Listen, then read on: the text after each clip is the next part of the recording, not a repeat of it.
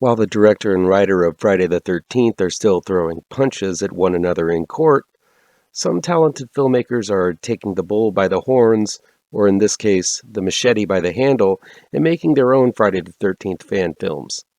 I've covered a few of these films in the past. I'll put the links below.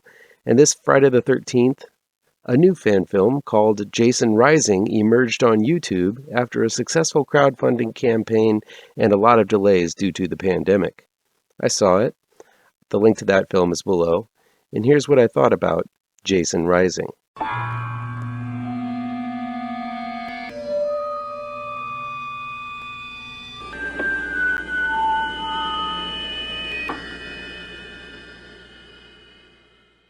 Welcome back to ML Miller Frights. I'm ML Miller. Before we begin, please do me a favor and punch that like button down below. Share this video with all of your social media addicted pals. Click subscribe to this channel and ring that bell for notifications. Jason Rising, a Friday the 13th fan film, is new on YouTube. The link's down below. It's directed by James Sweet and written by Robert Blanche, Maurice J. Cardwell, and Vincente DiSanti. Jason Rising functions as a sort of sequel, taking the first 4 films as canon and then moving forward, telling its own distinct timeline occurring at Crystal Lake. After a quick intro, vaguely explaining the death curse that hovers over Crystal Lake, the hour-long film begins with the body of Jason Voorhees being buried on the grounds of Camp Crystal Lake by the local police department, led by a sheriff sporting a wicked big mustache, played by Dan Kyle, who also plays Jason in the film. After sealing the coffin with chains, Jason attempts to escape, but the police succeed in burying him and hopefully ending the curse of Camp Crystal Lake forever. Of course, that doesn't work, as years later, the new sheriff, Pete Daltrey, played by Kyle Vahan, and his deputy, Eve Glover, played by Anna Campbell, are called in to investigate the murder of a security guard and the escape of 3 female convicts. The sprung con gals flee to the woods and cross the not-so-heavily barricaded fence around Crystal Lake. This, of course, awakens the death curse. But the sheriff, the deputy, 2 federal agents, and the escaped cons not only have to contend with a newly resurrected and pissed-off Jason, but also the decapitated zombie corpse of his mother, Pamela.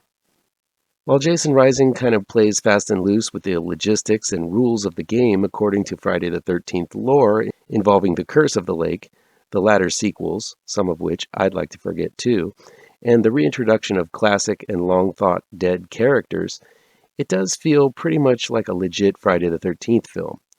What immediately helps is the score by director James Sweet and music editor Gabe Johnson. While it doesn't use the classic Manfredini score, the music that is used seemed to echo the type of feel that made the earlier films so effective. The twinkling of the piano keys that represented the flittering dangers of the lake and forest surrounding it, and the intense orchestral buildup that thundered through the original's climax may not be reproduced note for note, but the score really does convey the sense of nightmarish wonder and hovering mystery and menace from the originals. Secondly, the performance of Jason by Dan Kyle is fantastic. Kyle has the moves down pat, recreating the lumbering menace of Jason that Ted White did so well in the final chapter. While he doesn't exactly run, he does power forward, always managing to emerge from the darkness at the right time to scare and the wrong time for the victim. But this method of pursuit is not done in a fantastical way, suggesting Jason can teleport, a la the way Jason stalked his victims in Jason Takes Manhattan. Director James Sweet makes Jason's hunting style feel real-world and brutal. The film offers up some powerful kills that are hard-hitting and more like the original films, but not overly gory like some fan films who want to go for the extreme. The kills are shocking, but never feel like nods to kills of the past. They feel original. It's just Jason doing what he does best. The use of the chainsaw felt a little out of place, as I feel that method of murder feels as if Jason was intruding into Leatherface's territory, but I'll give it a pass because it was done pretty decently here. I love the incorporation of Pamela Voorhees' headless corpse haunting the woods. This is something that has been rumored about in fan talks and hypothesized for years, so it's not an entirely original idea, but it is a special treat seeing it brought to life. There are quite a few scenes with Pamela murdering people herself, as well as inspiring Jason to do his work. I also love the nod to the Lady in the Lake dream sequence late in the film from Part 3. It's nice stuff. I think the scenes with the headless Pamela were by far some of the most disturbing and effective ones in the whole film. There are a few cameos. I won't ruin them. See them for yourself. While I feel that by this time, the late-in-the-game appearance of old characters is becoming the new cliché that was started with Jamie Lee Curtis's successful return in the Halloween franchise, the returns we see in Jason Rising feel almost like an afterthought rather than something that was planned from the beginning. It's nice seeing those faces, because I haven't seen them in a long time, but I don't know if it was necessary. And it is kind of distracting. If I did have an issue with Jason Rising, is that I feel the action and horror gets muddled by the end, with things occurring way too fast and the weight of some of the kills never really getting a chance to sink in before something new and shocking happens. There feels like an urgency to get right to the good stuff with the action and the kills and the headless corpse and the Jason and the chainsaw, but not enough time is spent on establishing the mystique and tension that was a big part of the original 4 to 5 films. Also, if I'm getting picky, I hate Friday the 13th Part 9, Jason Goes to Hell. That movie tried to tie the Evil Dead franchise in with Jason's origins. The reason being, I think, is that the Friday the 13th franchise is special itself, and it lessens the impact of the film series if it's so closely tied to the Evil Dead franchise. Now, there's not a huge connection, but I did hear the word Kanda in one of the scenes, and I think it could have easily been ignored, and it wouldn't have left such a bad taste in my mouth thinking of Jason Goes to Hell. That said, Jason Rising is a highly entertaining bloodbath that shows it knows and loves the source material. It's a wonderfully crafted homage to a series I hold near and dear.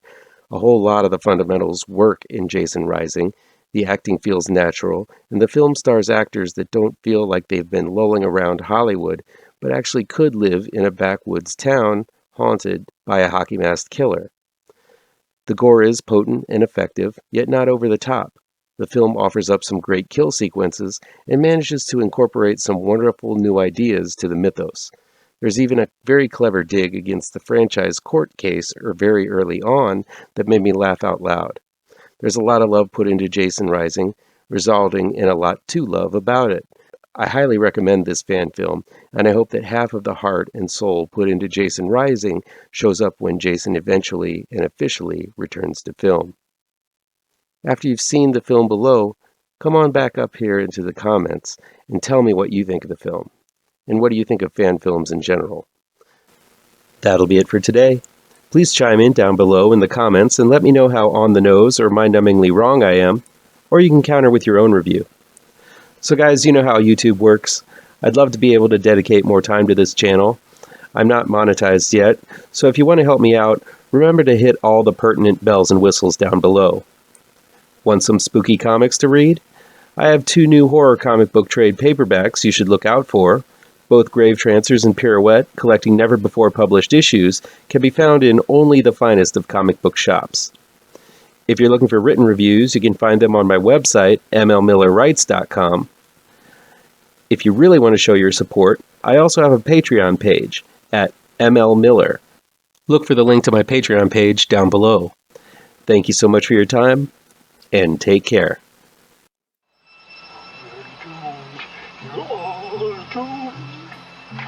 You're doomed to live the life you're meant to be, stuck inside your reality. You're